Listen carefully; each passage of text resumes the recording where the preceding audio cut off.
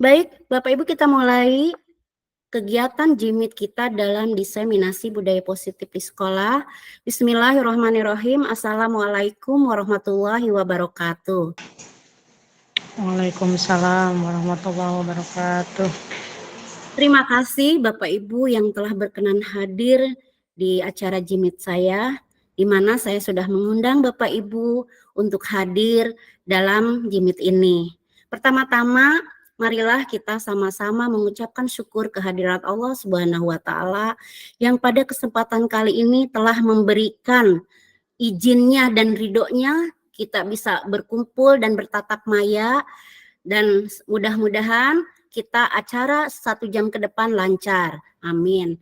Dan tidak lupa sholawat serta salam kita curahkan kepada paduka alam Rasulullah Shallallahu Alaihi Wasallam. Baik Bapak Ibu, untuk menyingkat waktu, kita mulai saja acara kita hari ini, tetapi mari kita sama-sama mengucapkan basmalah. Bismillahirrahmanirrahim. Bismillahirrahmanirrahim. Terima kasih Bapak Ibu yang sudah hadir. Untuk mempersingkat waktu, saya akan share screen di mana saya akan memaparkan apa yang saya dapatkan di modul 1.4 tentang budaya positif.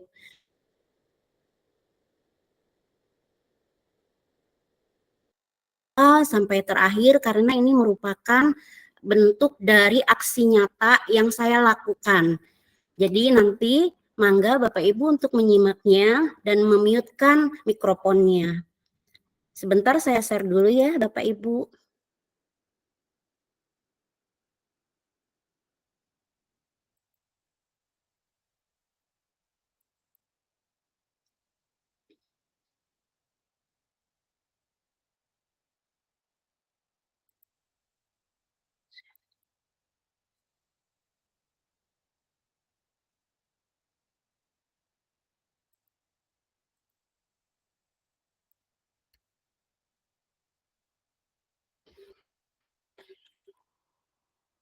Sudah kelihatan Bapak Ibu yang saya share filenya?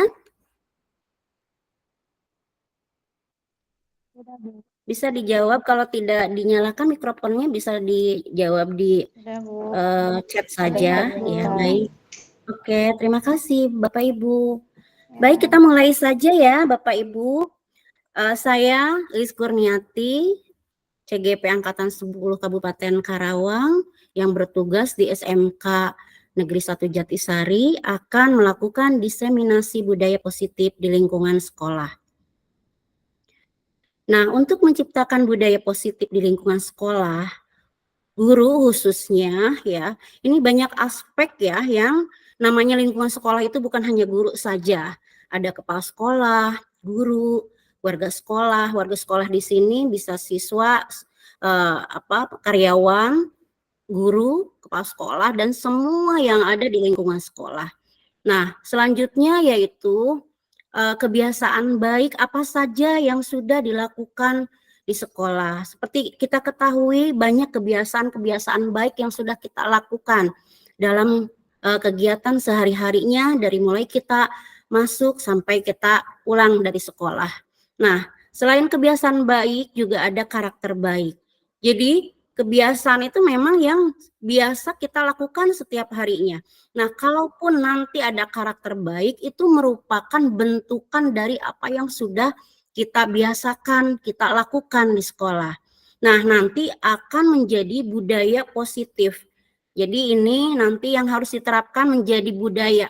Karena budaya itu muncul dari kebiasaan, dari karakter dan perilaku sehingga membentuk budaya yang memang terus-menerus kita laksanakan di sekolah. Dan kita ketahui tentang profil pelajar Pancasila yang sudah 2 tahun belakangan ini kita laksanakan, yang mencakup kegiatan-kegiatan baik di ruang kelas ataupun di luar kelas atau di sekolah seperti itu juga merupakan upaya kita dalam menciptakan budaya positif. Dan ini ya mandiri, merdeka, bertanggung jawab, berpikir, bertindak, mencipta, sehingga dari keseluruhan apa yang kita lakukan dari budaya positif dan lain sebagainya itu akan menciptakan rasa aman dan nyaman. Kita dalam melaksanakan kegiatan di sekolah juga merasa nyaman, bahagia, tentram, seperti itu. Itu tujuan dari menciptakan budaya positif di lingkungan sekolah. Nah, ini berikutnya ya, yang termasuk ke dalam budaya positif itu mencakup dari disiplin positif dan nilai-nilai kebajikan universal. Jadi berlaku di seluruh dunia, di negara manapun, itu kebajikan universal. Jadi seumpamanya tentang tanggung jawab, kejujuran, nah itu merupakan mata uang yang berlaku di belahan negara manapun. Setelah itu ada teori motivasi, hukuman, dan penghargaan, serta restitusi yang akan nanti kita bahas di diskusi kita kali ini. Dan ada juga untuk membuat keyakinan kelas. Barangkali Bapak Ibu sudah melaksanakan di kelas ataupun ada yang belum.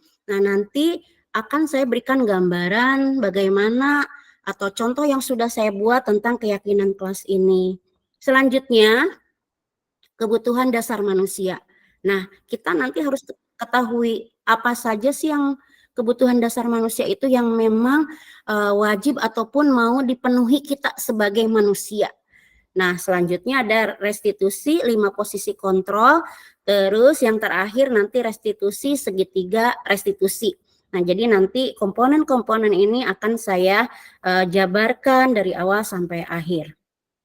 Nah, ini selanjutnya ya, kita langsung saja ke materi tentang disiplin positif dan nilai-nilai kebajikan universal.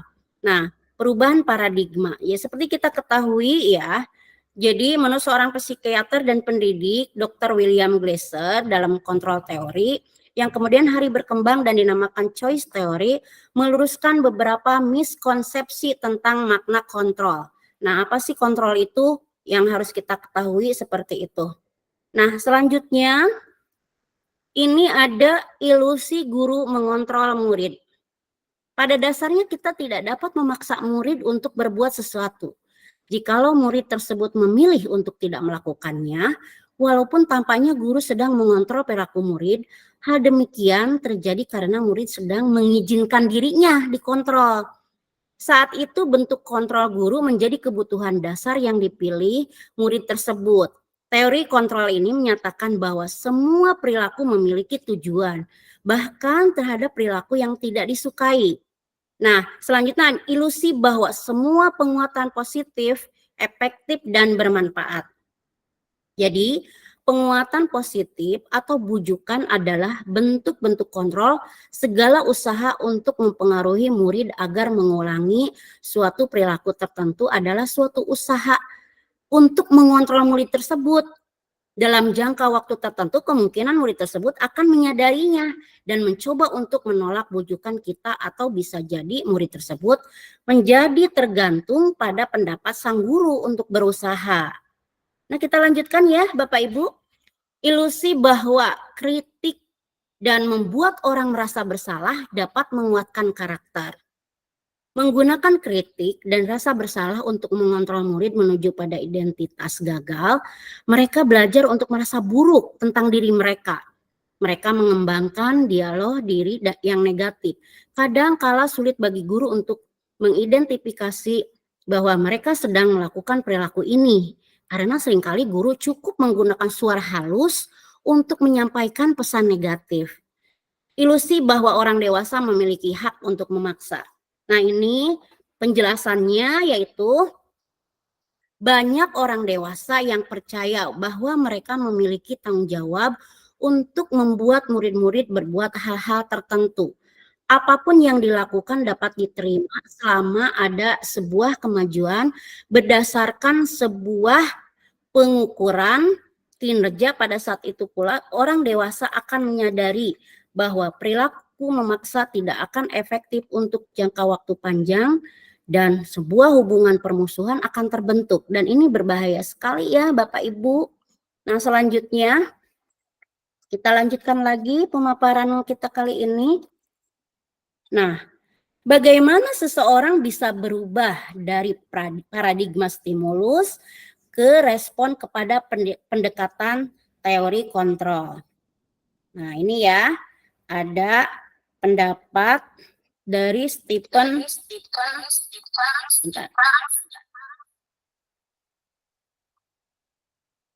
Sebentar Bapak Ibu.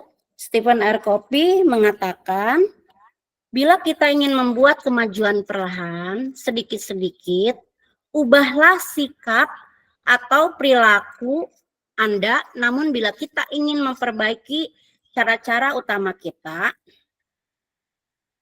maka kita perlu mengubah kerangka acuan kita. Bentar saya ini dulu mute dulu. Ubahlah bagaimana Anda melihat dunia. Bagaimana Anda berpikir tentang manusia, ubahlah paradigma Anda, skema pemahaman dan penjelasan aspek-aspek tertentu tentang realitas. Nah itu ya perubahan paradigma yang dicanangkan oleh Stephen R. Covey. Selanjutnya, nah ini ada stimulus respon dan teori kontrol. Nah, ada realitas atau kebutuhan kita sama, tetapi di dalam teori kontrol, realitas kebutuhan kita berbeda. Jadi akan berbeda antara stimulus respon dengan teori kontrol ya Bapak Ibu. Nah, semua orang melihat hal yang sama. Ternyata di teori kontrol, setiap orang memiliki gambaran berbeda terhadap suatu hal. Begitu juga kalau kita mencoba mengubah orang agar berpandangan sama dengan kita, nah kita berusaha memahami pandangan orang lain tentang dunia. Di stimulus respon, perilaku buruk dilihat sebagai suatu kesalahan. Tetapi di teori kontrol, semua perilaku memiliki tujuan. Nah, kalau ada orang lain bisa mengontrol saya di dalam stimulus respon, tetapi di teori kontrol hanya Anda yang bisa mengontrol diri Anda sendiri, orang lain tidak bisa mengontrol kita. Walaupun tadi yang sudah dijelaskan bahwa seumpamanya ada murid yang mau dikontrol oleh gurunya, tetapi lama-kelamaan dia akan menyadari bahkan ada kecenderungan untuk berontak ataupun menolak apa yang disampaikan oleh gurunya atau diperintahkan atau diharuskan oleh gurunya. Seperti itu Bapak Ibu. Nah, selain itu di dalam stimulus respon itu ada saya bisa mengontrol orang lain. Ternyata di teori kontrol itu Anda tidak bisa mengontrol orang lain. Nah, pemaksaan ada pada saat bujukan gagal. Di stimulus respon kita bisa memaksa kalau seumpamanya apa yang kita mau ternyata tidak dilaksanakan gitu. Nah, di teori kontrol ini kolaborasi dan konsensus menciptakan pilihan-pilihan baru. Dan yang terakhir, model berpikir menang kalah. Kita itu bukan dalam menangani murid itu bukan kompetensi ya Bapak Ibu, tidak ada menang, tidak ada kalah. Jadi di teori kontrol yang diharapkan yaitu model berpikir menang-menang, win-win. Jadi sama-sama enak, nyaman, dan kita tidak ada yang merasa dirugikan ataupun tidak merasa ada yang terpaksa salah satunya. Seperti itu barangkali Bapak Ibu. Kita lanjutkan lagi ya. Nah, disiplin positif dan nilai-nilai kebajikan universal, ini yang bagian B-nya tentang makna disiplin. Kita seringkali mendengarkan atau mengucapkan kepada seseorang tentang disiplin. Dan disiplin itu sebetulnya pengertiannya apa sih gitu. Di sini ada Diane Gossen dalam bukunya Restructuring School Discipline tahun 2001 menyatakan bahwa arti dari kata disiplin berasal dari bahasa Latin, disiplina, yang artinya belajar. Kata disiplin juga berasal dari akar kata yang sama dengan disciple atau murid atau pengikut. Untuk menjadi semua murid atau pengikut, seseorang harus paham betul alasan mengapa mereka mengikuti suatu aliran atau ajaran tertentu, sehingga motivasi yang terbangun adalah motivasi intrinsik, bukan ekstrinsik. Jadi motivasi yang ada di dalam diri, bukan di luar diri kita. Nah, itu mungkin pengertian dari disiplin menurut Diane Gossen. Selanjutnya, Diane Gossen juga menyatakan bahwa arti dari kata disiplin juga berkonotasi dengan disiplin diri. Dengan kata lain, disiplin diri juga mempelajari bagaimana cara kita mengontrol diri dan bagaimana menguasai diri untuk memilih tindakan yang mengacu pada nilai-nilai yang kita hargai agar tercapai tujuan yang diinginkan. Jika seseorang sudah memiliki disiplin diri, berarti mereka bisa bertanggung jawab terhadap apa yang dilakukannya karena mereka mendasarkan tindakan mereka pada nilai-nilai kebajikan universal. Nah, sebagai seorang guru nih, Bapak Ibu, tujuan kita adalah menciptakan murid-murid yang memiliki disiplin diri sehingga mereka bisa berperilaku dengan mengacu pada nilai-nilai kebajikan universal dan memiliki motivasi intrinsik bukan ekstrinsik. Di sini digaris bawahi ya Bapak Ibu, jadi motivasinya kita harus mempunyai motivasi yang intrinsik yang atas kesadaran diri sendiri dari dalam hati kita. Seperti itu. Nah, bagian C, nilai-nilai kebajikan universal. Menurut Ki Hajar Dewantara maupun Dayan Gosen, di mana kedua pakar pendidikan mengartikan disiplin sebagai bentuk kontrol diri, yaitu belajar untuk kontrol diri agar dapat mencapai suatu tujuan mulia. Tujuan mulia di sini mengacu pada nilai-nilai atau prinsip-prinsip mulia yang dianut seseorang. Kita namakan nilai-nilai tersebut sebagai nilai-nilai kebajikan atau ya yang universal. Nah, nilai-nilai kebajikan universal berarti nilai-nilai kebajikan yang disepakati bersama, lepas dari suku bangsa, agama, bahasa, maupun latar belakangnya. Nilai-nilai ini merupakan payung besar dari sikap dan perilaku kita atau nilai-nilai ini merupakan fondasi kita berperilaku. Nilai-nilai kebajikan adalah sifat-sifat positif manusia yang merupakan tujuan mulia yang ingin dicapai setiap individu. Kita lanjutkan ya Bapak Ibu. Nah, ternyata contoh nilai-nilai kebajikan dari 6 institusi atau organisasi. Banyak ya contohnya. Ini kita ambil 6 institusi ataupun organisasi yang berbeda-beda ya Bapak Ibu. Yang pertama itu barangkali Bapak Ibu sudah mengetahui tentang profil pelajar Pancasila itu beriman, bertakwa kepada Tuhan Yang Maha Esa dan berakhlak mulia. Yang kedua mandiri, ketiga bernalar kritis, keempat berkebenekaan global, kelima bergotong royong, dan yang terakhir kreatif. Nah itu ya profil pelajar Pancasila.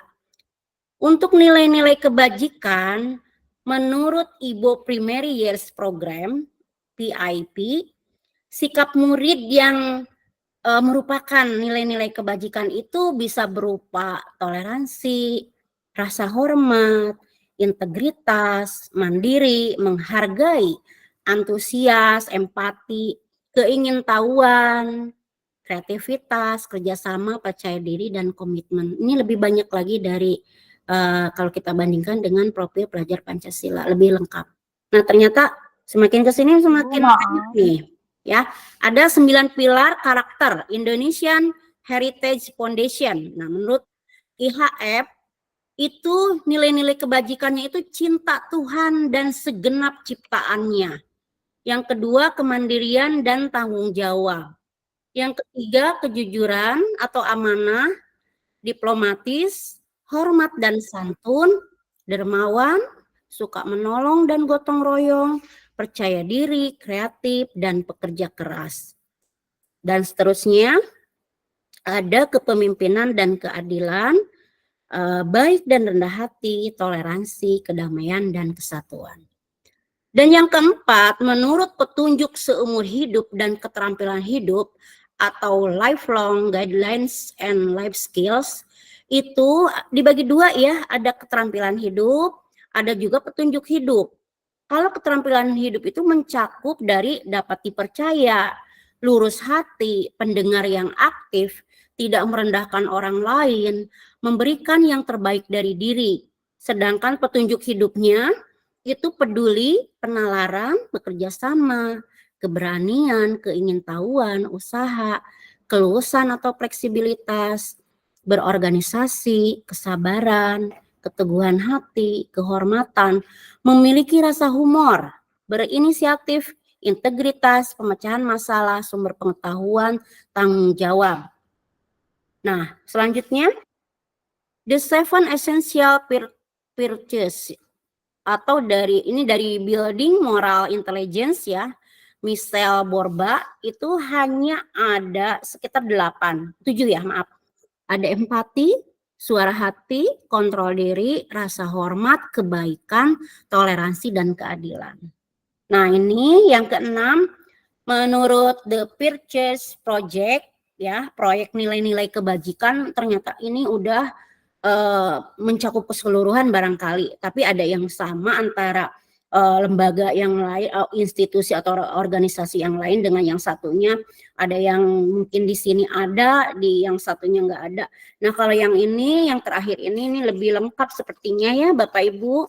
Ada tentang peduli, keterusterangan, kebersihan, komitmen, balas kasih, percaya diri, bertujuan, tenggang rasa, gotong royong, rajin, keberanian, kesantunan, kreatif, semangat, kedermawanan, kejujuran, harga diri, rendah hati, integritas, kebahagiaan, keadilan, baik hati, kesetiaan, berprinsip, bersahaja, keteraturan, kedamaian, keteguhan hati, rasa hormat, tanggung jawab, pengabdian, bijaksana, bersyukur, toleransi, percaya, lurus hati, ketegasan, dan pengertian.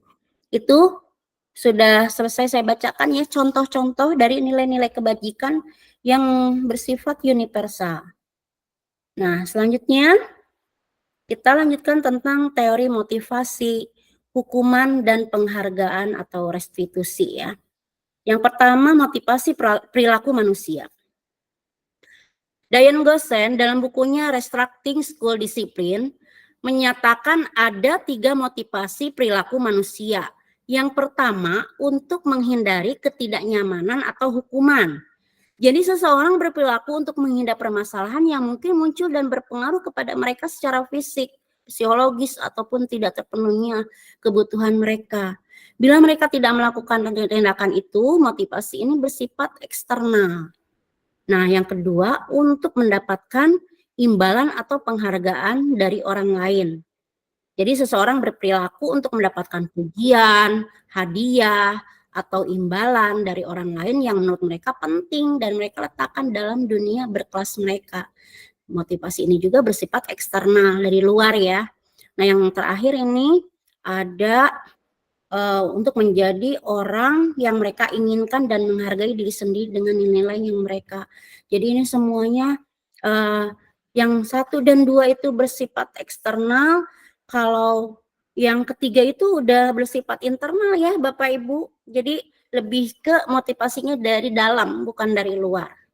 Kita lanjut saja. Nah, kita masuk ke materi tentang hukuman dan penghargaan.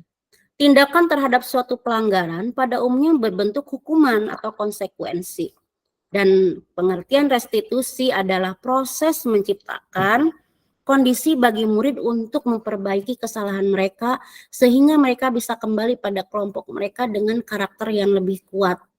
Ini menurut Gossen ya, di bukunya tahun 2004. Restitusi juga merupakan proses kolaboratif yang mengajarkan murid untuk mencari solusi untuk masalah mereka dan membantu murid berpikir tentang orang seperti apa yang mereka inginkan dan bagaimana mereka harus memperlakukan orang lain. Itu restitusi menurut Chelson Gossen tahun 1996. Kita lanjut ya Bapak Ibu. Nah, pada bagian di bawah ini kata disiplin tanpa tambahan kata positif. Jadi hanya disiplin saja. Di belakangnya tidak ada tambahan positif. Sesungguhnya sudah merupakan identitas sukses dan hukuman merupakan identitas gagal. Disiplin yang sudah bermakna positif terbagi 2 bagian, yaitu disiplin dalam bentuk konsekuensi dan disiplin dalam bentuk restitusi. Nah, nanti kita akan bahas lebih lanjut lagi. Nah, identitas gagal itu dalam hukuman sesuatu yang menyakitkan harus terjadi. Jadi ketika kita mendapatkan hukuman, pasti kita akan merasakan rasa yang tidak enak, tidak nyaman dalam menjalaninya, tidak suka seperti itu. Nah, tidak nyaman untuk murid atau anak untuk jangka waktu panjang. Jadi kalau ketika anak mendapatkan hukuman, barangkali ada beberapa hukuman yang mungkin seumur hidupnya dia selalu mengingat kejadian tersebut. Memorinya selalu mengingat, walaupun mungkin bentuk hukuman antara yang satu dengan yang lainnya itu kan berbeda, dan dampaknya juga akan berbeda, tidak akan sama antara murid yang satu dengan yang lainnya. Korban mendapatkan keadilan. Ya, ini dalam tanda kutip ya, korban ini dalam artian yang melaksanakan hukuman. Terus murid atau anak akan tersakiti. Nah, di sini kan kalau yang tadi ya, kalau ada hukuman atau ini tuh lebih ke kita yang menghukum itu merasa itu mungkin bersikap adil, tetapi bagi murid atau anak itu akan menyakiti atau melukai perasaannya, barangkali jiwanya, atau mungkin karena dia tidak mengerti kenapa dia harus melakukan itu, kenapa saya harus dihukum seperti ini. Nah, mungkin walaupun tidak diucapkan, mungkin anak tersebut sendiri yang merasa istilahnya tidak nyaman, tidak enak gitu melaksanakan hukuman tersebut. Nah, perilaku pasif agresif meningkat. Sistem tidak akan berjalan bila murid tidak takut. Berlaku hanya pada sebuah institusi, tidak berlanjut pada kehidupan nyata. Peraturan adalah titik-titik, kamu harus titik-titik. Nah, itu dalam hukuman ya. Terus murid atau anak membenci peraturan. Nah, di sini itu identitas gagal berupa hukuman. Kalau identitas sukses lebih yang kedisiplin yang tadi sudah saya paparkan di awal, itu ada dua bentuknya Bapak Ibu, yaitu konsekuensi dan restitusi. Nah, kalau di dalam konsekuensi sesuatu harus terjadi. Dari setiap perbuatan yang dilakukan murid atau anak itu pasti ada konsekuensinya. Pasti ketika kita melakukan suatu hal A, nanti akan ada akibatnya, ada sebab, ada akibatnya. Terus nanti tidak nyaman untuk murid atau anak untuk jangka waktu pendek. Jadi tidak lama ya, seperti tadi hukuman. Barangkali oh ya udah nggak enak ya kan karena saya sudah melakukan suatu hal kesalahan, terus ada konsekuensinya, anak tidak nyaman. Terus korban bisa diabaikan. Ya tadi kan korban mendapatkan keadilan, kalau korban di dalam konsekuensi itu bisa diabaikan. Murid atau anak dibuat tidak nyaman. Ya pasti ya, setiap konsekuensi itu akan menimbulkan, dari setiap kesalahan itu akan menimbulkan perasaan tidak nyaman. Selanjutnya, penguatan hanya bertahan dalam jangka waktu pendek, memerlukan monitoring dan supervisi terus-menerus dari guru. Jadi ini berkelanjutan Bapak Ibu. Konsekuensi ini dalam menerapkan disiplinnya itu tidak hanya satu kali saja. Jadi harus ada monitoringnya, supervisinya, ini kira-kira efektif tidak. Dan selanjutnya itu membantu penerapan mengikuti peraturan dalam masyarakat, dan ada pertanyaan, apa peraturannya? Mampukah kamu melakukannya? Terima kasih. Jadi di sini ada penerapan yang lebih manusiawi, saya kira, dalam menerapkan ataupun melaksanakan disiplin. Dan tadi yang konsekuensi yang selanjutnya yaitu restitusi. Nah, restitusi ini berbeda dengan konsekuensi. Kalau konsekuensi berarti cuma hanya satu saja.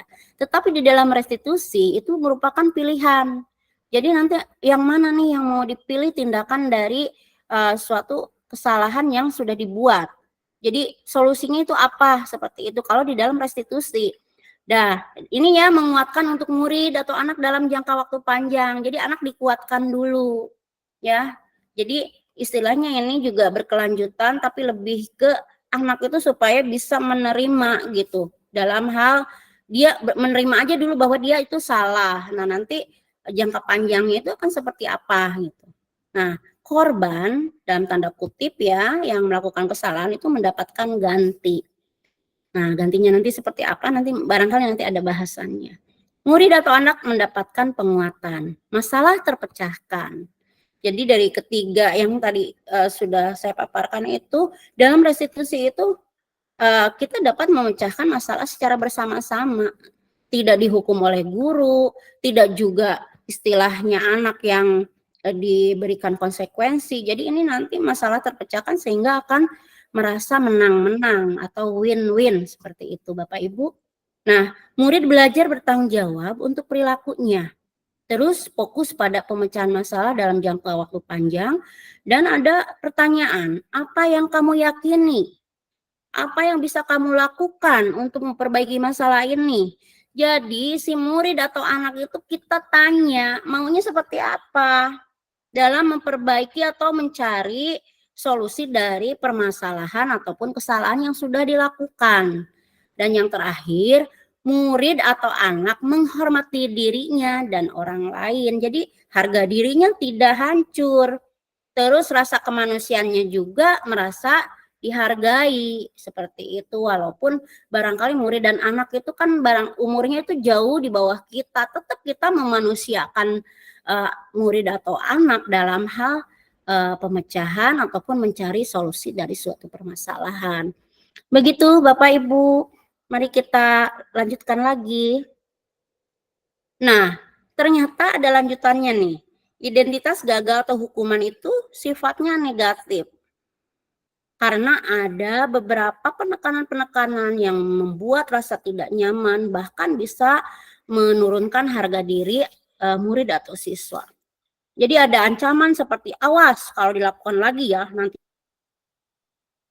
kali ya Bapak Ibu. Nah, jadi ini menggunakan mode paksaan. Kamu harus begini, kamu nggak boleh begitu. Ayo lakukan, tidak boleh tidak. Terus mendorong menyalahkan diri.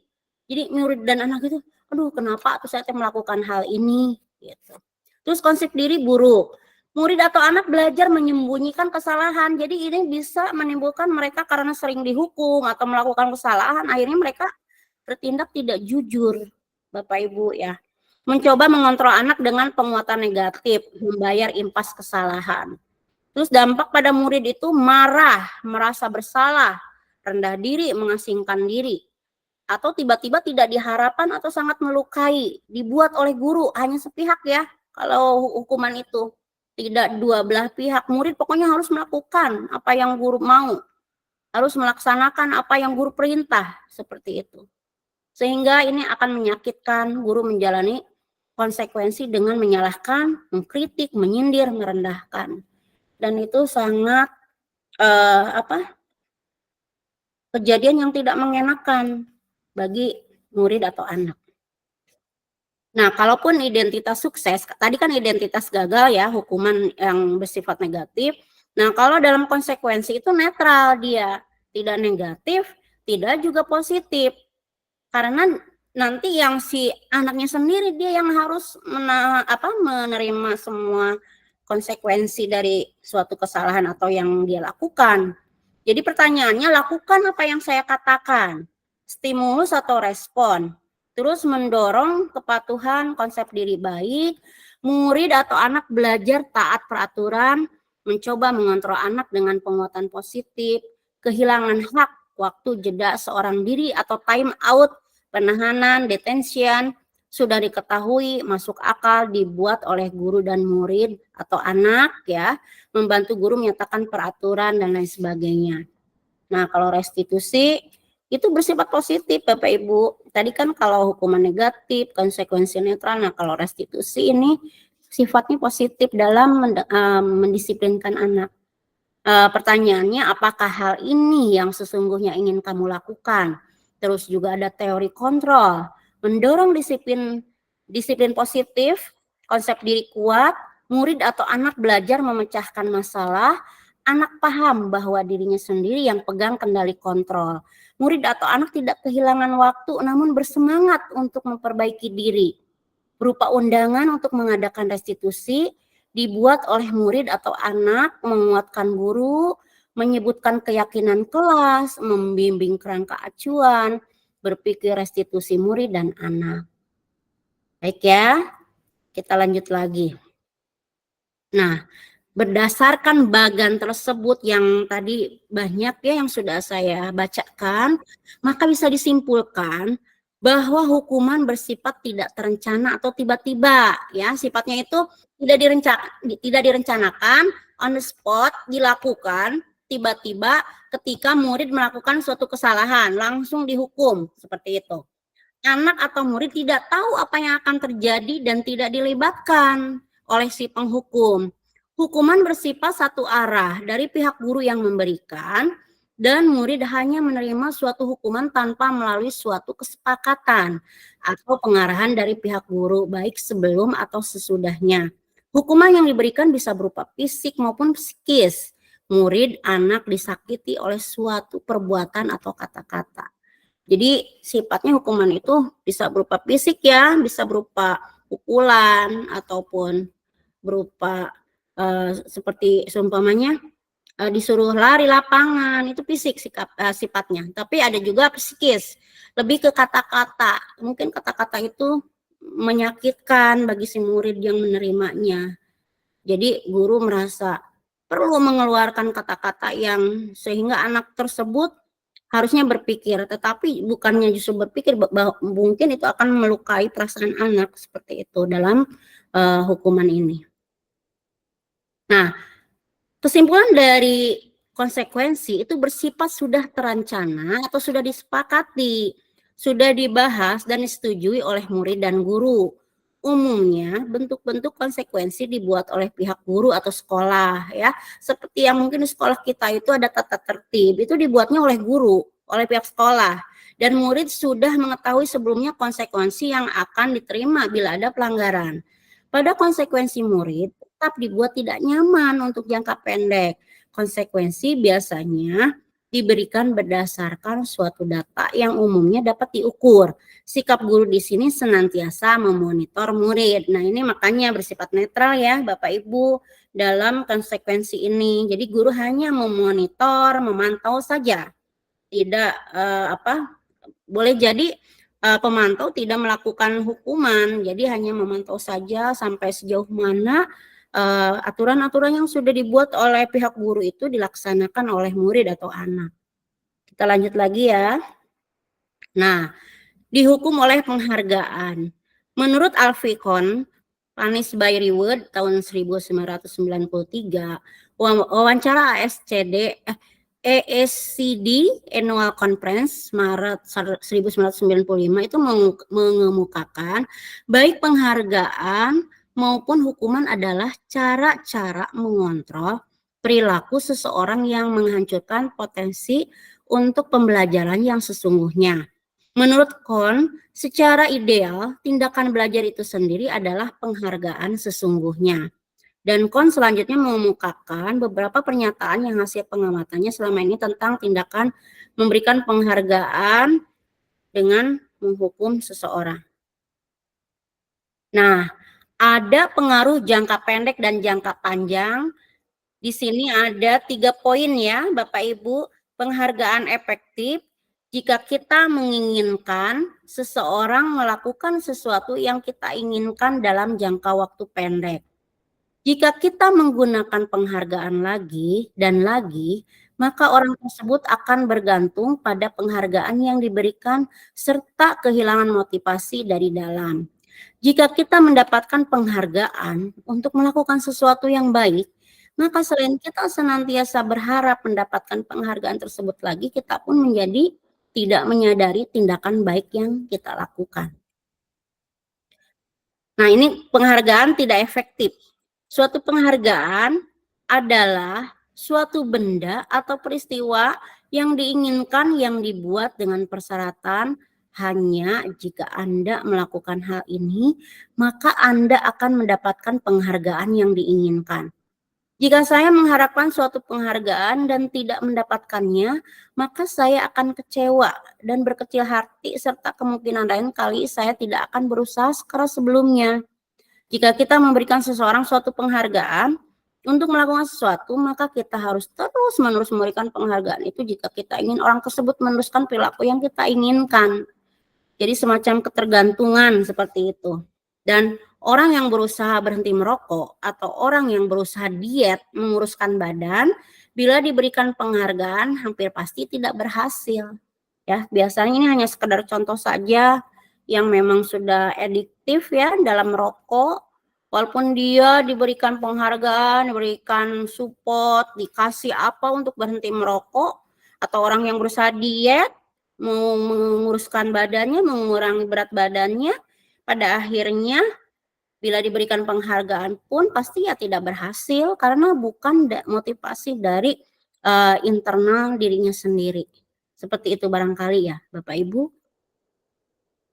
Dan ternyata penghargaan itu merusak hubungan.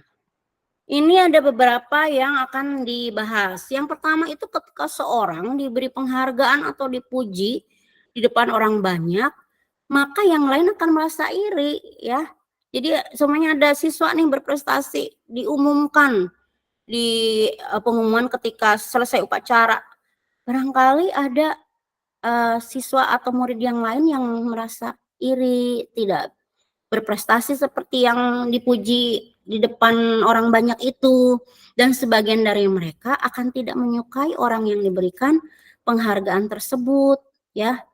Jadi kita kan tidak mengetahui isi hati seseorang. Barangkali ketika dipuji seseorang itu kita memberikan tepuk tangan, tetapi ada juga barangkali yang merasa tidak senang melihat orang lain dipuji atau diberikan penghargaan seperti itu.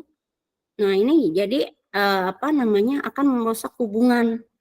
Padahal yang dipuji juga istilahnya sebetulnya tidak minta untuk dipuji, tetapi ada temannya yang tidak menyukai sehingga temannya itu merasa tidak suka kepada orang yang dipuji tersebut. Nah, jika seorang guru sering memberikan penghargaan kepada murid-muridnya, besar kemungkinan murid-muridnya termotivasi hanya untuk menyenangkan gurunya saja. Mereka tidak akan bersikap jujur kepada guru tersebut. Jadi karena gurunya udah memberikan penghargaan, si murid itu merasa tidak enak dan tidak berani untuk menyatakan perasaan yang sebenarnya. Jadi mendorong murid itu untuk tidak bersikap jujur.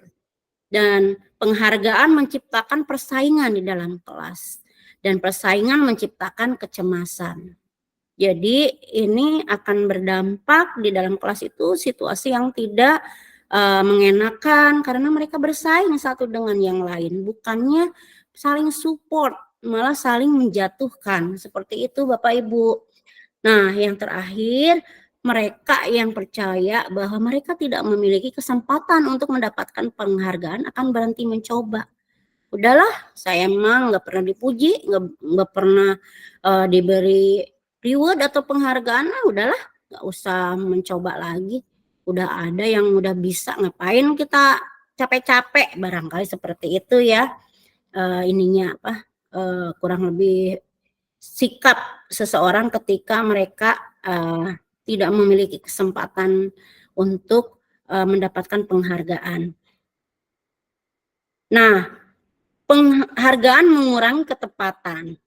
Kalau tadi penghargaan merusak hubungan, nah yang pertama ini menurut riset yang pertama yaitu dalam sebuah percobaan, sekelompok anak laki-laki berusia sekitar 9 tahun diminta untuk melihat gambar-gambar wajah yang ditampilkan di layar. Dan mereka harus memberitahukan jika wajah-wajah tersebut sama atau berbeda. Gambar-gambar tersebut hampir sama. Beberapa dari mereka diberi penghargaan dalam bentuk uang pada saat mereka memberikan jawaban benar. Sementara sebagian yang lain tidak. Nah, itu ya hasil riset yang pertama. Hasilnya ternyata anak laki-laki yang dibayar membuat lebih banyak kesalahan. Itu yang riset pertama. Riset yang kedua, anak-anak diminta mengingat kata-kata tertentu. Kemudian mereka diminta mengambil kartu yang berisi kata-kata yang diingat tersebut setiap kali muncul. Beberapa anak diberikan permen setiap mereka memberikan jawaban yang benar. Dan sebagian yang lain hanya diberitahu saja bila jawaban mereka benar tanpa diberikan permen. Hasilnya ternyata anak-anak yang mendapatkan permen jawabannya banyak yang tidak tepat dibandingkan anak-anak yang hanya diberitahu jawabannya saja yang benar seperti itu. Dan ternyata penghargaan menurunkan kualitas. Nah, pengamatan dilakukan pada sekelompok mahasiswa-mahasiswi yang sedang kerja praktik di sebuah surat kabar universitas. Saat itu mereka sedang belajar menuliskan sebuah artikel tentang sebuah judul berita utama. Seiring waktu, mahasiswa-mahasiswi tersebut semakin mampu bekerja dengan cepat. Kemudian ada beberapa mahasiswi atau mahasiswa yang dibayar untuk setiap judul berita utama yang mereka mampu hasilkan. Dan setelah beberapa lama, mahasiswa-mahasiswi yang dibayar ini hasil kerjanya berhenti berkembang. Jadi setelah diberikan penghargaan bukannya makin memotivasi ataupun meningkat, malah menurunkan kualitas ataupun kemauan mereka untuk melakukan suatu hal lagi, ya, tidak mau menulis lagi. Mereka yang tidak menerima bayaran harus berupaya mengasah diri menjadi lebih baik. Justru yang tidak menerima bayaran menjadi termotivasi, walaupun mungkin motivasi awalnya bukan ingin mendapatkan penghargaan, tapi lebih ke pembuktian diri saja. Saya juga bisa kok gitu. Kita lanjutkan. Penghargaan mematikan kreativitas. Kenapa seperti itu ya? Jadi di sini ada nih contoh ya, murid-murid diminta berpikir mengenai hadiah atau penghargaan yang bisa mereka dapatkan bila berhasil menulis sebuah puisi. Kreativitas kelompok murid-murid ini menjadi berkurang dibandingkan dengan yang tidak diberitahukan tentang hadiah yang bisa mereka terima. Jadi ketika dikasih tahu nih, nanti kalau menulis puisi udah berhasil, kalian nanti akan dikasih hadiah gitu. Nah, ternyata kalau yang tidak dikasih itu mereka lebih termotivasi karena mereka tidak tahu kalau mereka nanti setelah menyelesaikan membuat puisi itu akan mendapatkan hadiah. Nah, itu justru mematikan kreativitas. Jadi anak termotivasi, yang satu termotivasi hadiah, yang satu ya karena tidak dijanjikan apa-apa ya mereka melakukan untuk dirinya sendiri seperti itu. Dan penelitian menunjukkan bahwa pekerjaan seni atau sebuah penulisan cerita menjadi kurang kreatif bila dijanjikan sebuah hadiah atau penghargaan. Jadi fokusnya bukan menulis cerita, tapi lebih ke memikirkan hadiah atau penghargaan apa yang akan saya dapatkan, seperti itu. Dalam tugas-tugas memecahkan masalah, para murid itu memakan waktu lebih lama dan memberikan jalan keluar kurang kreatif saat mereka dijanjikan suatu penghargaan. Jadi mereka lebih lama memikirkan, takut salah, takut melakukan hal yang tidak benar. Nah, itu justru akan mematikan kreativitas, bukan malah menambah kreativitas. Nah, ini penghargaan menghukum.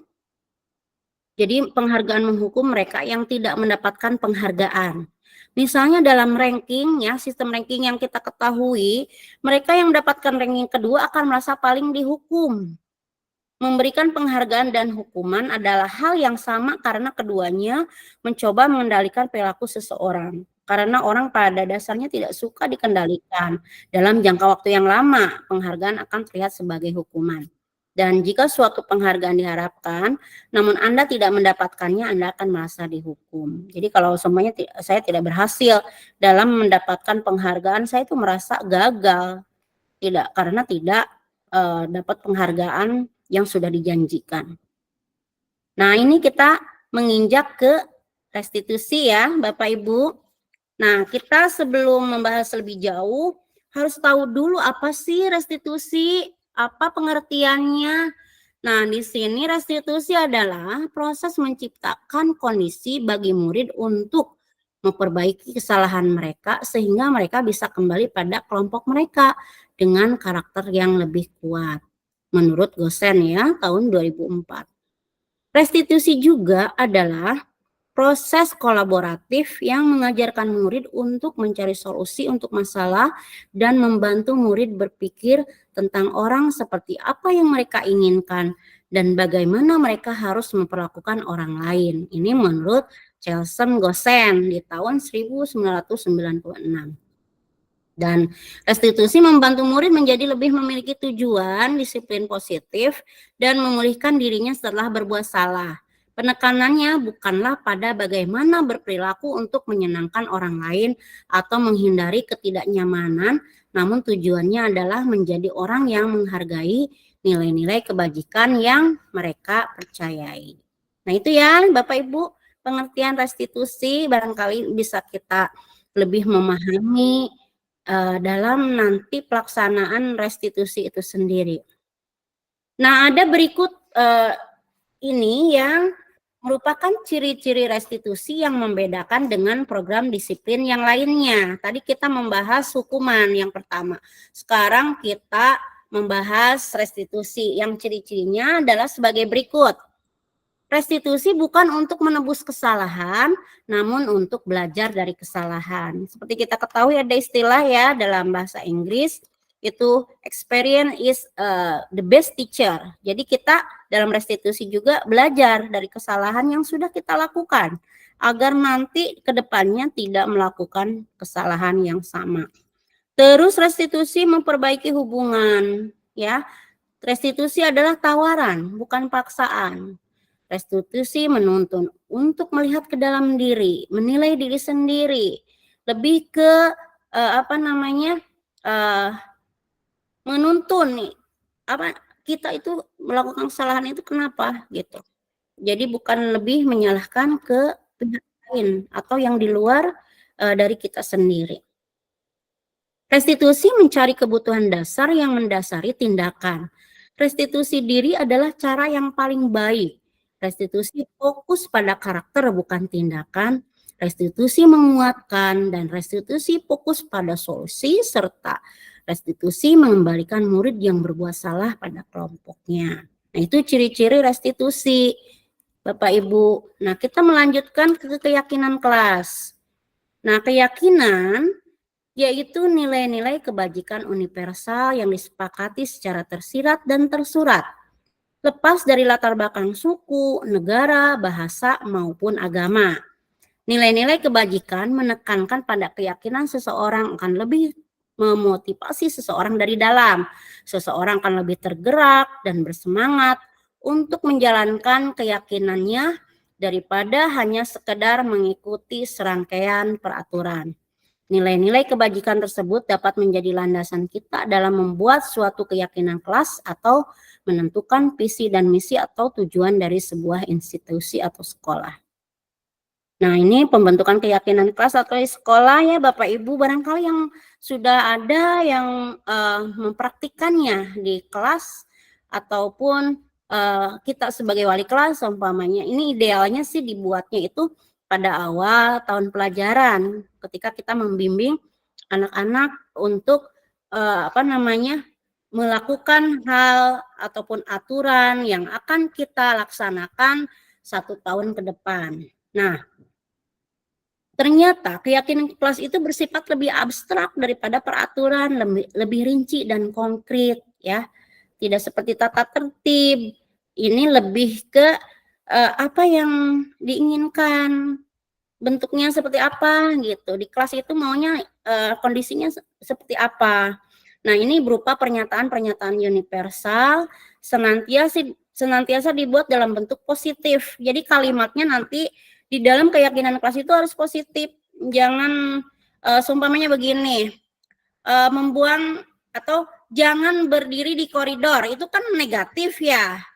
Tapi yang lebih positifnya seumpamanya melewati koridor dengan tidak menghalangi yang lainnya, atau mungkin adalah yang kalimat yang positif yang istilahnya tidak menggunakan kata jangan, tidak boleh ya. Itu kan kalimat-kalimat negatif, nanti diubah ke kalimat yang positif. Hendaknya tidak terlalu banyak sehingga mudah diingat dan dipahami oleh semua warga kelas. Nah, ini bisa disimpulkan dari berbagai keinginan-keinginan anggota kelas itu dibuat satu kalimat yang mirip atau sinonim, itu bisa nanti digabung saja, diringkas saja. Jadi poin-poinnya tuh apa? Dari sekian banyaknya keinginan siswa atau yang dituangkan. Nah, itu bisa dibuat ringkasannya, poin-poinnya saja yang diambil. Sebaiknya dapat diterapkan di lingkungan tersebut ya. Jadi kita membuat keyakinan kelas itu jangan sampai nanti pelaksanaannya tidak dilakukan seperti itu. Buat apa capek-capek kalau seperti itu. Jadi semua warga kelas hendaknya ikut berkontribusi dalam pembuatan keyakinan kelas lewat kegiatan curah pendapat dan bersedia meninjau kembali keyakinan kelas dari waktu ke waktu. Kalau memang perlu diubah atau dikurangi, ya kenapa tidak? Jadi fleksibel sifatnya, tidak rigid atau kaku seperti itu. Bapak Ibu, prosedur pembentukan keyakinan kelas di sekolah itu ya. Yang pertama, mempersilakan warga sekolah atau murid-murid untuk bercurah pendapat tentang peraturan yang perlu disepakati. Terus mencatat semua masukan-masukan para murid atau warga sekolah di papan tulis atau di kertas besar, di mana semua anggota kelas warga sekolah bisa melihat hasil curah pendapat. Setelah selesai, mereka itu ditempel aja di papan tulis ataupun kertas yang memang kita sediakan. Dan susunlah keyakinan kelas dalam bentuk kalimat yang positif. Tinjau kembali daftar ya. Ini yang sudah dicatat itu ditulis. Ditinjau lagi ini cocok atau tidak seperti itu. Maaf Bapak Ibu. Terus tinjau ulang keyakinan kelas sekolah secara bersama-sama. Nah, setelah keyakinan kelas atau sekolah selesai dibuat, maka semua warga kelas atau sekolah meninjau ulang dan menyetujui keyakinan kelas sekolah tersebut. Dan yang terakhir, keyakinan kelas atau sekolah selanjutnya bisa dilekatkan di dinding kelas di tempat yang mudah dilihat semua warga kelas ya. Jadi tidak hanya di dalam kertas atau catatan-catatan kecil saja, tetapi harus dipasang di dinding yang memang setiap hari semua warga kelas itu bisa melihat untuk mengingatkan mereka seperti itu. Nah, kegiatan-kegiatan pendalaman keyakinan kelas. Nah, di sini ada tabel ya, kegiatan tampak seperti, tidak tampak seperti. Nih tabelnya itu ada hormat. Tampak sepertinya tuh datang tepat waktu. Dan tidak tampak sepertinya sering hadir terlambat.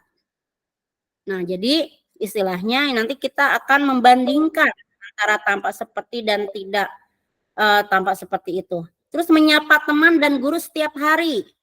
Tak acuh kepada teman dan guru. Mengembalikan barang teman yang telah dipinjam dan mengucapkan terima kasih. Tidak mengembalikan barang yang telah dipinjam dan meletakkan sembarangan. Itu dalam hormat ya. Kalau bekerja, tampak sepertinya tekun bekerja dan menyimak guru. Tidak tampak sepertinya tidak mendengarkan guru dan acuh tak acuh. Menyerahkan tugas tepat waktu, tugas tidak diberikan. Memberikan hasil terbaik, nah tidak tampak sepertinya asal-asalan mengerjakan tugas. Ya. Seterusnya rasa diterima dan dimiliki. Tampak sepertinya melibatkan semua anggota kelompok, tidak tampak sepertinya mengucilkan salah satu teman kita. Memberikan kata-kata atau komen-komen membesarkan hati bila teman kita berhasil, tidak tampak sepertinya marah atau iri atas keberhasilan teman-teman kita. Dan yang terakhir, menjenguk atau menanyakan kabar teman yang kurang sehat atau sedang mendapat musibah, tidak tampak sepertinya mengecilkan salah satu teman kita, marah atau acuh tak acuh terhadap teman yang sedang kurang sehat atau mendapat musibah. Ini tabel Y, tadi tabel T ya Bapak Ibu, ini tabel Y-nya. Terlihatnya berempati terhadap perasaan orang lain, memegang barang milik orang lain hanya dengan izinnya, mendengarkan dengan seksama, senantiasa berbuat baik, berbagi. Dan yang terdengarnya, satu orang berbicara, yuk saya bantu. Kita bisa selesaikan ini bersama, terima, tolong ya, permisi, boleh saya pinjam, dan nanti akan segera saya kembalikan.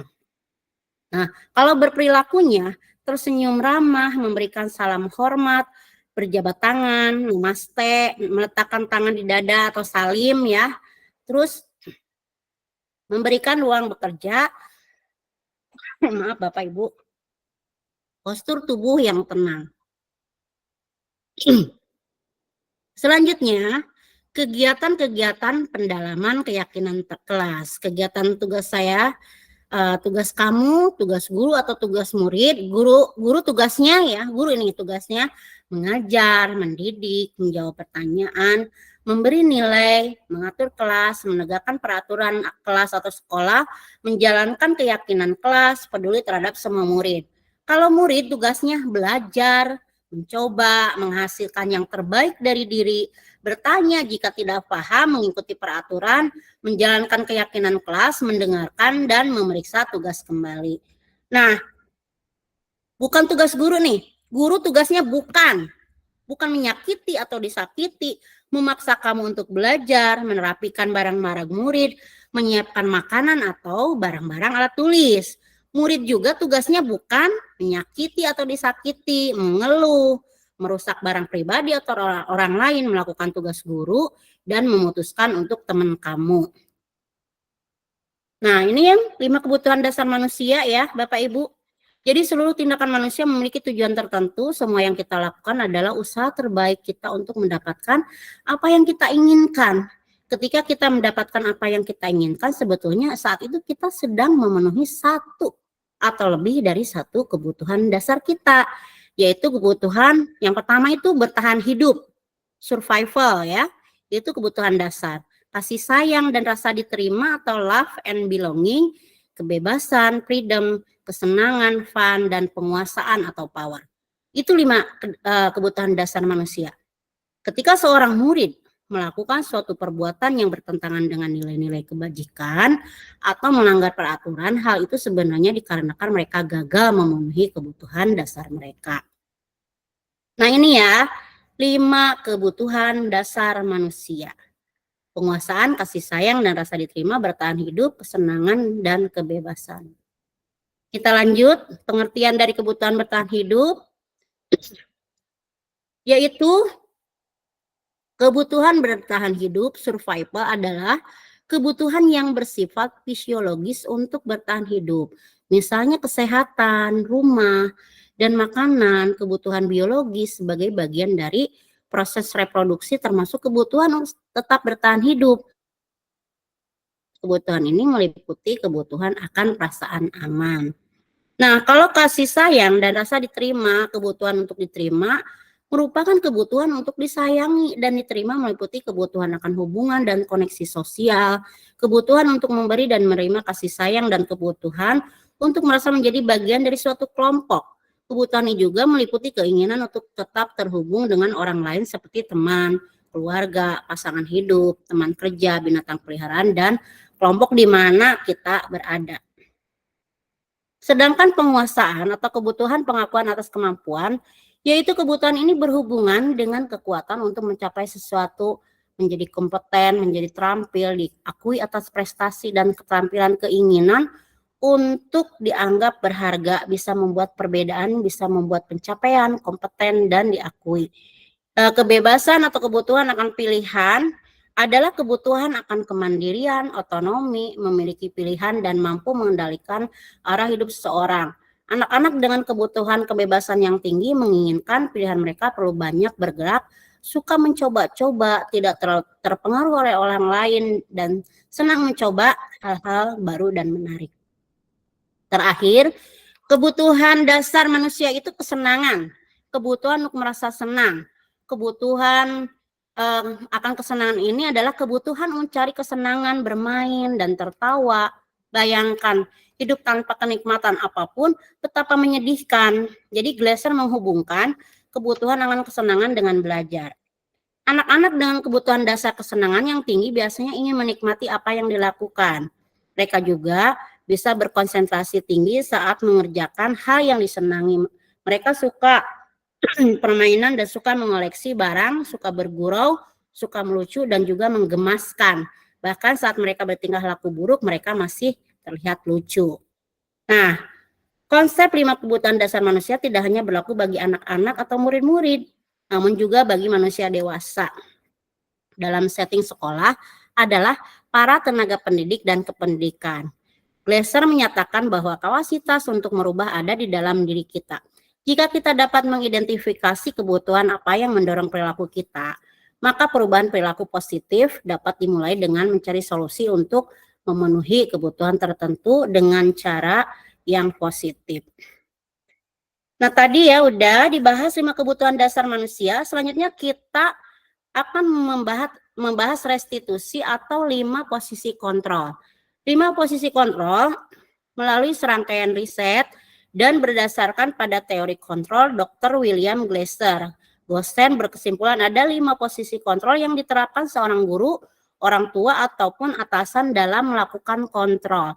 Kelima posisi kontrol tersebut adalah penghukum, pembuat rasa bersalah, teman, pemantau, dan manajer. Nah, posisi kontrol yang pertama itu penghukum. Seorang penghukum bisa menggunakan hukuman fisik maupun verbal. Orang-orang yang menjalankan posisi penghukum senantiasa mengatakan bahwa sekolah memerlukan sistem atau alat yang dapat lebih menekan murid-murid lebih dalam lagi. Guru-guru yang menerapkan posisi menghukum akan berkata, "Patuhi aturan saya," atau "Awas, kamu selalu saja salah. Pasti selalu yang terakhir selesai." Guru seperti ini senantiasa percaya hanya ada satu cara agar pembelajaran bisa berhasil, yaitu cara dia. Nah, ini ya merupakan penjelasan tentang penghukum. Posisi kontrol yang kedua yaitu pembuat merasa bersalah.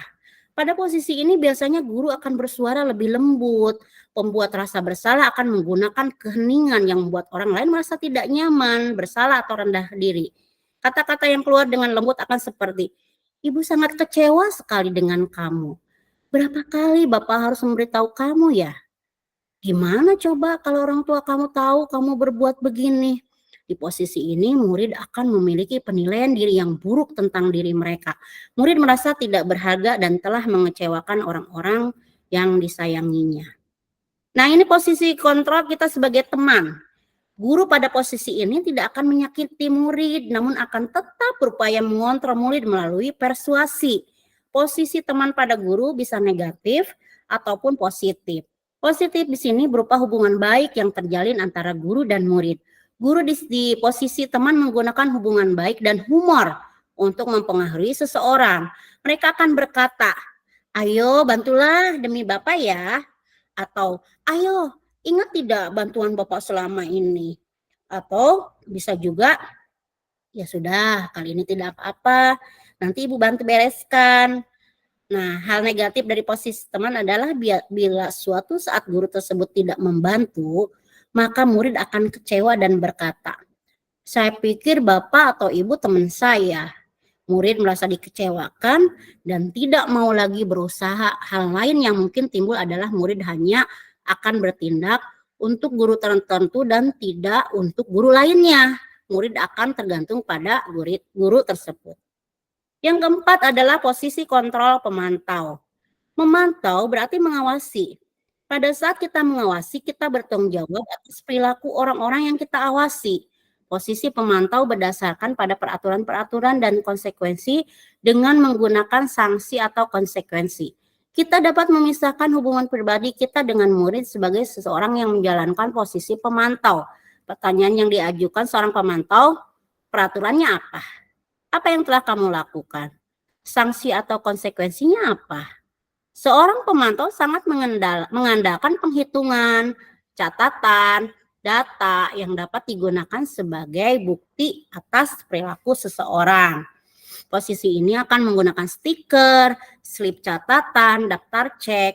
Posisi pemantau sendiri berawal dari teori stimulus respon yang menunjukkan tanggung jawab guru dalam mengontrol murid. Dan terakhir, yaitu posisi kontrol manajer.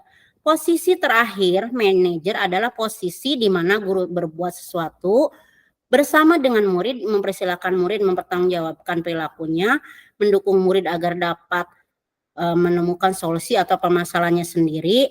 Seorang manajer telah memiliki keterampilan di posisi teman maupun pemantau, dan dengan demikian bisa jadi di waktu-waktu tertentu kembali kepada kedua posisi tersebut bila diperlukan. Di manajer, murid diajak untuk menganalisis kebutuhan dirinya maupun kebutuhan orang lain. Di sini penekanan bukan pada kemampuan membuat konsekuensi, namun dapat berkolaborasi dengan bagaimana memperbaiki kesalahan yang ada. Seorang manajer akan berkata, "Apa yang kita yakini?" Kembali ke keyakinan kelas. "Apakah kamu meyakininya? Jika kamu meyakininya, apakah kamu bersedia memperbaikinya? Jika kamu perbaiki ini, hal ini menunjukkan apa tentang dirimu? Apa rencana kamu untuk memperbaiki hal ini?" Itu kurang lebih pertanyaan-pertanyaan yang dilakukan oleh manajer, seperti itu. Nah, tugas seorang manajer bukan untuk mengatur perilaku seseorang, kita membimbing murid untuk mengatur dirinya. Seorang manajer bukan memisahkan murid dari kelompoknya, tapi mengembalikan murid tersebut ke kelompoknya dengan lebih baik dan kuat. Bisa jadi dalam praktik penerapan disiplin sehari-hari kita akan kembali ke posisi teman atau pemantau karena murid yang ditangani belum siap untuk diajak berdiskusi atau diundang melakukan restitusi. Namun perlu disadari, tujuan akhir dari 5 posisi kontrol seorang guru adalah pencapaian posisi manajer, di mana di posisi inilah murid dapat menjadi pribadi yang mandiri, merdeka, dan bertanggung jawab atas segala perilaku dan sikapnya yang pada akhirnya dapat menciptakan lingkungan yang positif, nyaman, dan aman. Nah, tadi udah kita laksanakan restitusi posisi kontrol ya, Bapak Ibu. Berikutnya itu segitiga restitusi. Diane Gosen dalam bukunya Restitution, Restructuring School Discipline telah merancang sebuah tahapan untuk memudahkan para guru dan orang tua dalam melakukan proses untuk menyiapkan anaknya untuk melakukan restitusi bernama segitiga restitusi atau Restitution Triangle. Proses 3 tahapan tersebut didasarkan pada prinsip-prinsip utama dari teori kontrol, yaitu langkah yang pertama itu menstabilkan identitas atau stabilize the identity. Yang kedua, validasi tindakan yang salah, validate the misbehavior. Nah, kalau yang tadi menstabilkan identitas itu kita semua akan melakukan hal terbaik yang bisa kita lakukan. Sedangkan kalau validasi, semua perilaku memiliki alasan. Dan yang terakhir itu menanyakan keyakinan atau seek the belief, kita semua memiliki motivasi internal ya, lebih ke posisi di dalam diri kita sendiri. Nah, ini merupakan segitiga restitusi. Jadi yang pertama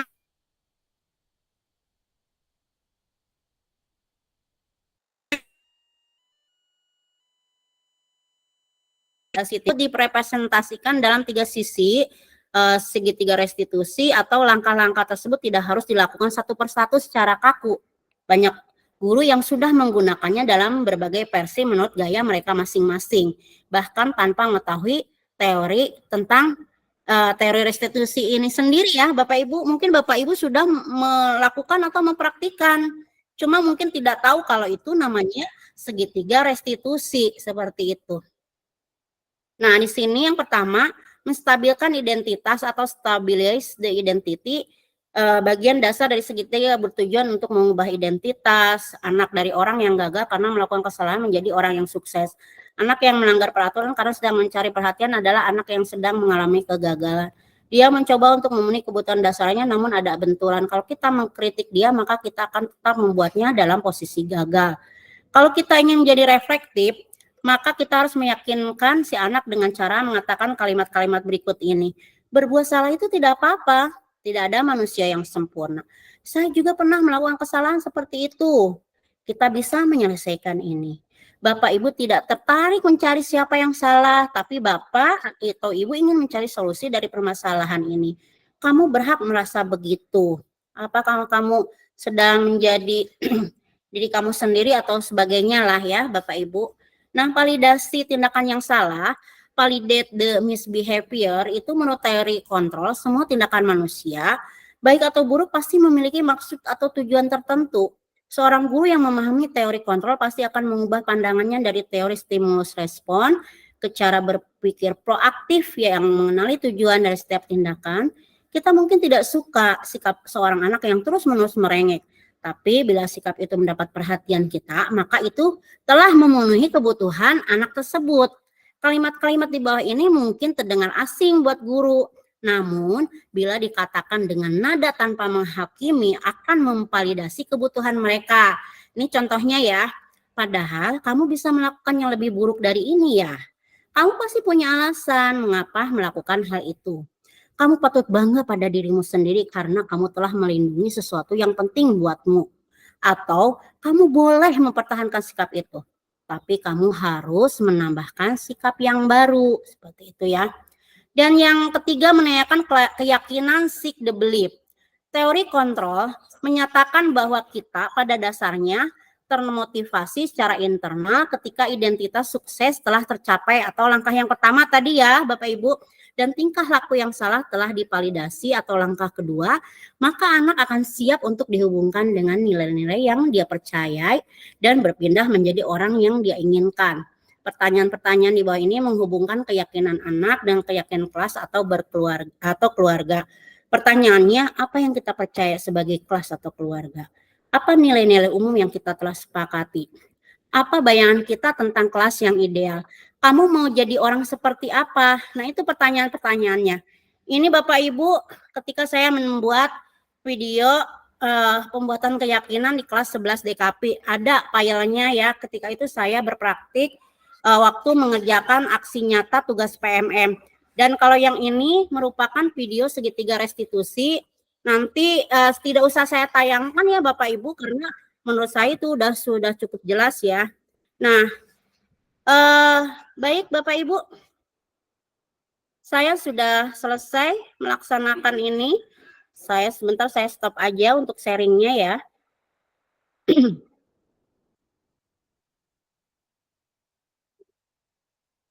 Nah, sudah selesai Bapak Ibu pemaparan saya kali ini. Terima kasih sudah menyimak dengan baik. Berikutnya masih ada waktu sekitar 10 menit. Maka akan saya gunakan untuk melakukan sesi tanya jawab. Jadi Bapak Ibu jangan dulu keluar ya. Saya mohon untuk tetap berada di room ini sebelum waktu berakhir, karena kita akan berdiskusi. Barangkali Bapak atau Ibu ada pertanyaan yang akan diajukan kepada saya, itu nanti boleh ditanyakan, ataupun ada masukan, ada ide atau gagasan yang akan disampaikan, bisa nanti di ini aja ya. Rekaman masih terus berjalan ya Bapak Ibu. Baik, silahkan boleh raise hand yang akan bertanya ataupun memberikan usulan, pendapat, gagasan, atau apa saja yang mau disampaikan. Boleh? Yang pertama, Ibu Fitri telah raise hand. Silahkan Bu Fitri untuk dibuka saja mic-nya. Boleh? Silahkan. Ya, terima kasih Bu Ais atas kesempatannya. Tadi kan disampaikan mengenai penghargaan hukuman ya. Nah, setelah pemaparan tadi dikatakan bahwa sebetulnya tidak semua penghargaan itu berdampak positif gitu ya. Nah, betul. Kalau memang seperti itu, adakah cara yang lebih efektif untuk mengapresiasi sebuah pencapaian dari anak gitu, seperti itu? Terima kasih. Baik Bu Fitri, cukup pertanyaannya Bu? Cukup Bu. Iya, terima kasih Bu Fitri. Saya akan mencoba untuk menjawab pertanyaan dari Bu Fitri sesuai dengan pemaparan yang tadi. Memang betul, kita ketika memberikan penghargaan kepada anak itu kan istilahnya justru akan menyebabkan ketergantungan. Adapun cara yang lain itu sebetulnya kita memberikan reward ataupun pujian itu tidak haram-haram banget, tidak yang nggak boleh gitu memberikan pujian. Kenapa sih? Alangkah baiknya kita memberikan reward berupa terima kasih ya sudah mengerjakan tugasnya dengan baik gitu. Atau bisa juga seumpamanya kalian luar biasa, kalian hebat. Jadi penghargaan di sini itu barangkali Bu Fitri bukan berupa barang. Kalau tadi penghargaannya berupa barang, sehingga seperti yang tadi dibagikan permen gitu ya. Terus nanti ketika peringkat 1, 2, 3 dikasih buku. Dulu kita kalau ranking itu kan suka ada ya waktu SD, barangkali nanti diumumkan nih ketika kenaikan kelas di panggung, ranking 1 adalah siapa gitu diumumkan. Terus yang kedua, ketiga, terus kita mendapatkan kado atau hadiah dari wali kelas kita. Pernah nggak sih Bapak Ibu dapat penghargaan yang seperti itu gitu? Nah, maksudnya jadi ketika kita memberikan penghargaan dalam bentuk barang, mungkin itu yang tidak ini ya, tidak baik gitu, tidak bagus. Tapi ketika kita memberikan pujian dan hanya sebatas itu saja dan tidak berlebihan juga, itu merupakan pembelajaran dari pemberian penghargaan itu sendiri. Justru mereka harusnya dengan melakukan suatu hal yang baik, itu justru itu merupakan pembelajaran bahwa dia sedang memberikan penghargaan buat dirinya sendiri, bukan untuk apapun motivasinya, bukan karena ada hadiah, bukan karena ada pujian, bukan karena adanya suatu hal yang sudah dijanjikan oleh guru. Motivasinya mungkin lebih ke arah untuk menghargai diri kita sendiri aja begitu Bu Pit. Gimana? Cukup ya? Atau barangkali ada yang mau menambahkan? Terima Oh iya, kasih. terima kasih Bu Fitri. Boleh, barangkali masih ada waktu sekitar 3 menit lagi untuk sesi tanya jawab ataupun tanggapan. Bu Arpa, silahkan. Ya. Ya. Assalamualaikum Bu Elis. Waalaikumsalam warahmatullahi Ya, wabarakatuh. terima kasih ya sudah berbagi ilmunya. Alhamdulillah banyak pengetahuannya. Alhamdulillah, terima kasih juga ibu-ibu, bapak yang sudah hadir. Iya, gimana ibu? Ya, saya tadi menyambung dari yang Bu Fitri ya.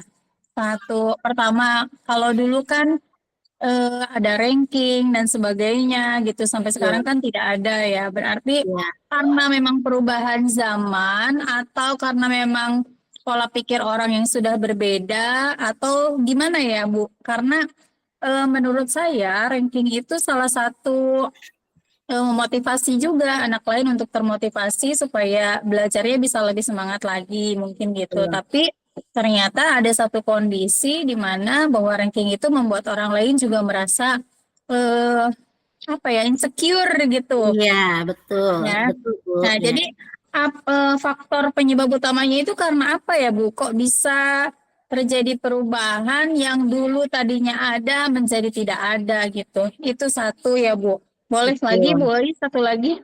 Boleh mangga Bu, silahkan. Ya, tadi juga berkenaan dengan kontrol siswa ya. Jadi kita harus ada kenyamanan pada saat mengingatkan siswa supaya bagaimana caranya siswa itu merasa nyaman, tidak merasa terintimidasi. Kemudian kita juga harus apa ya, eh, mengingatkanlah dengan cara yang baik gitu. Nah, bagaimana caranya kita untuk menegur siswa dengan baik tanpa mengintimidasi siswa gitu, boys. Iya, Sementara kalau dilihat siswa sekarang banyak tersinggungnya gitu, iya, banyak iya. baperannya seperti itu. Mungkin itu Iya, saja, boys. Terima kasih. baik. Iya, terima kasih Bu Arfa. Saya akan mencoba menjawab pertanyaan dari Bu Arfa. Yang pertama tentang pemberian penghargaan ya. Kenapa berubah dari dulu dengan yang sekarang? Baik ya, Bapak Ibu, sebetulnya sekarang itu sudah kita laksanakan di rapot pendidikan itu sudah tidak ada lagi sistem rankingan ya.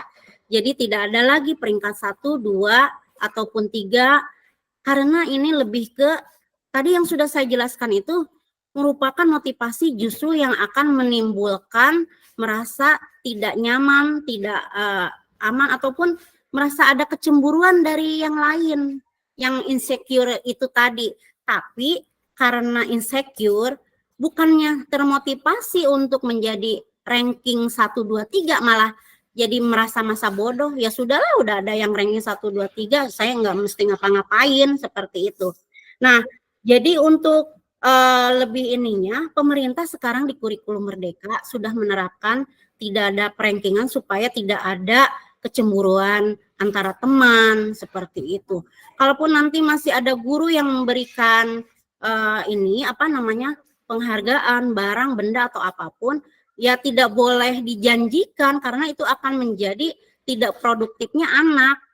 Jadi sebetulnya ketika kita memberikan penghargaan ya, baik itu berupa pujian atau barang secara berlebihan, justru akan membuat siswa atau murid itu kontraproduktif. Mereka malah menjadi ketergantungan dengan hadiah yang akan kita kasih. Ya, tapi kalau seumpamanya mereka sudah melakukan hal yang baik dan mereka melakukan terbaik yang mereka lakukan, itu barangkali ya nggak apa-apa kali kalau memuji atau berterima kasih itu tidak akan menimbulkan kecemburuan yang lain karena memang kita sebelumnya tidak memberikan barang atau benda untuk memotivasi mereka, tapi itu merupakan reward dari kita yang istilahnya tidak menjadi mereka ketergantungan atau mereka melakukan suatu hal karena dijanjikan oleh reward oleh kita. Jadi lebih ke ini intinya yang Bu Arpa tanyakan itu kenapa ada perbedaan antara dulu yang sekarang, mungkin karena canggihnya teknologi sekarang itu dan mungkin berbeda dengan karakter ataupun sikap ataupun perilaku zaman dulu dengan sekarang. Kalau dulu ada yang ranking kita justru ikut senang, tapi sekarang banyak juga yang kita susah melihat orang senang dan senang melihat orang susah, seperti itu Bu. Dan itu istilahnya yang dibahas di budaya positif ini gitu. Dan kalaupun yang kedua itu tadi pertanyaan Bu Arfah ya, yang tentang apa sih Bu tadi, saya agak lupa Bu. Tentang bagaimana caranya guru menegur siswa dengan cara yang baik ya. Nah, di dalam teori restitusi yang sudah saya laksanakan Bu Arfah, jadi ketika kita memberitahu, menegur ataupun istilahnya memberitahu anak bahwa dia sudah melakukan kesalahan yang sama, itu jangan pernah dilakukan depan teman-teman yang lainnya supaya harga dirinya tidak turun atau tidak hancur. Kita kan biasanya kalau ada yang datang terlambat, kita mengajar nih jam pertama, ada yang datang terlambat. Kenapa kamu terlambat? Nanti besok nggak boleh bla bla bla. Kita kasih nasihat, berapa banyak kita memakan waktu. Nah, sebaiknya kalau di dalam budaya positif yang sudah saya pelajari, ketika ada anak yang terlambat, ya sudah, nanti silahkan duduk untuk mengikuti pelajaran Ibu, nanti istirahat, temui Ibu di kantor ya. Nah, nanti kita melakukan yang tadi segitiga restitusi itu, kita tanyakan, tapi tidak juga di depan guru-guru yang lain untuk dipermalukan juga atau dibahas. Jadi si anaknya face to face, berdua saja antara kita dengan anak, kita menanyakan, kenapa ya tadi datang terlambat? Pasti anak punya alasan. Kalau semuanya dia alasannya karena saya tidak mempunyai ataupun ketinggalan angkot atau tidak mempunyai kendaraan. Nah, semuanya kita ini memberikan penguatan, tidak apa-apa, ibu juga sekali-kali datang terlambat kok. Tapi kira-kira apa ya yang bisa dilakukan semuanya?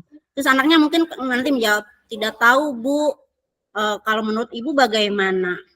Ya kalau sekarang terlambat kesiangan, kamu tahu kan seumpamanya kita itu masuk jam 7 pagi sesuai dengan peraturan di sekolah. Iya Bu tahu. Nah kira-kira supaya datangnya tidak terlambat itu bagaimana gitu. Nah nanti si anak sendiri yang mencari solusi dari permasalahannya. Barangkali seperti itu Bu Arfah, kita dalam memberikan atau memberitahu kesalahan anak itu tidak dengan di depan temannya, kita panggil, baru kita kasih tahu, dan dia sendiri yang harus mencari solusinya dengan kita kuatkan, kita tambahkan seperti itu. Barangkali itu cukup ya Bu Arfah.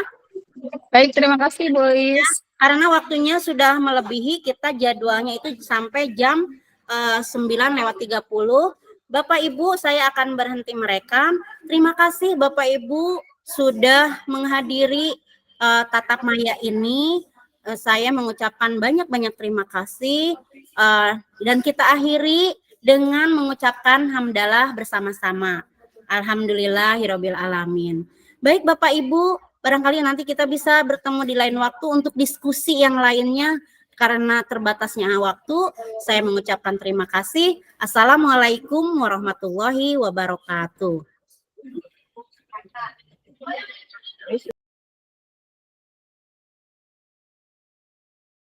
Assalamualaikum warahmatullahi wabarakatuh. Perkenalkan, nama saya Febriana Eka Nurani. Saya guru mata pelajaran sejarah di SMKN Negeri 1 Jatisari. Kemarin saya sudah melaksanakan jimit diseminasi dengan Bu Ois. Refleksinya kemarin seru, yang dibahas sama Bu Ois, terus materi yang dibahas juga menarik karena memberikan ilmu yang baru untuk saya dan memberikan informasi terbaru bagi saya, dan semoga apa yang direncanakan sama Bu Ois bisa terrealisasi dengan baik di sekolah kami, dan mudah-mudahan kegiatan CGP untuk Bu Ois bisa berjalan dengan baik. Terima kasih. Wassalamualaikum warahmatullahi wabarakatuh. Bismillahirrahmanirrahim. Assalamualaikum warahmatullahi wabarakatuh. Perkenalkan, nama saya Dian Mardia, guru mata pelajaran IPAS di SMKN Negeri 1 Jatisari. Alhamdulillah kemarin saya sudah mengikuti jimit bersama Ibu Is, di mana Ibu Is memaparkan tentang materi diseminasi budaya positif. Apa yang telah dipaparkan oleh Ibu Is banyak sekali pengetahuan baru dan ilmu kepada saya, dan saya merasa senang dalam mengikuti kegiatan tersebut. Semoga kedepannya apa yang diharapkan bisa terrealisasi di sekolah kami, dan sekolah kami bisa menjadi sekolah yang ramah terhadap anak. Terima kasih. Wassalamualaikum warahmatullahi wabarakatuh.